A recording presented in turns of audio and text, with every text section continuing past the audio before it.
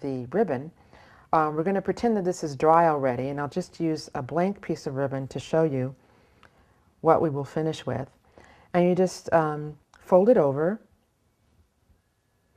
and dab some glitter glue on the ribbon to attach it to itself.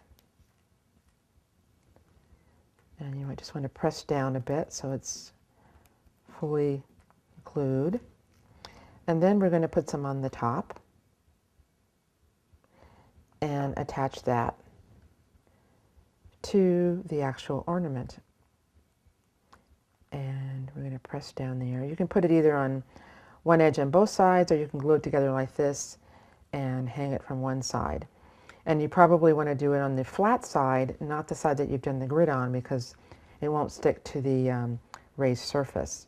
So basically, this is how it will look when it's dry, even though it's not quite dry yet, but this is your finished look for your Christmas ornament.